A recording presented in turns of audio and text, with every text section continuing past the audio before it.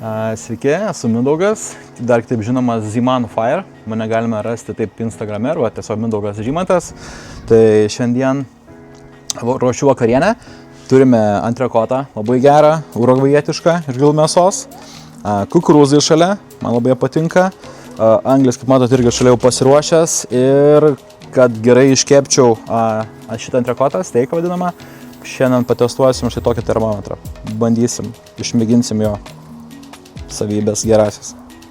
Šiaip ką pastebėjau, kad ir man kas labai patinka, dėl pačio šito termometro tvirtumo, ta prasme, man jis, kad didelis, labai patinka, oro temperatūra, kad rodo, labai patinka ir nereikia bijoti su šlapiom rankom pasiimti, ar ten paliks ant lietaus kažkur, nes būna visokių situacijų. Aš jį plius ir lauke laikau, tai man šitie dalykai yra labai tinkami. Nereikia jo, kaip sakant, prižiūrėti, jis tau padeda, o nereikia vien priežiūros pačiam.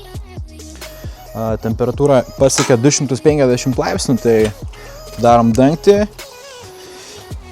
pasiimsim savo gražų antrekoto gabaliuką ir dedam šitą pusę, kur nėra deflektoriaus, o kur deflektorius, aš čia šiandien sudėsiu savo kukurūzus, tai vat mėsa kepa tiesioginiai kaitroj, o daržovės šiuo atveju kukurūzai bus netiesioginiai kaitroj kepimas.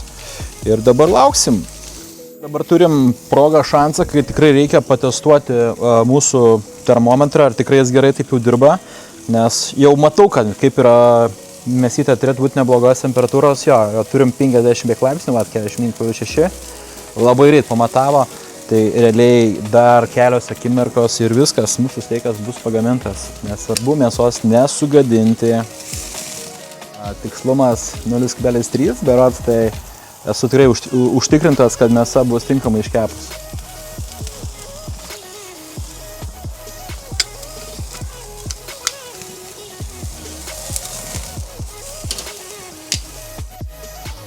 Tai šį vakar kepdama šį antrekotą išbandžiau, pratestavom būtent šį termometrą, tai man įspūdis tikrai geras, nes galėjau būtent momentiškai iš karto virš karšto grilio pamatuoti. Vat, turim puikią temperatūrą, vidury yra 55 maždaug.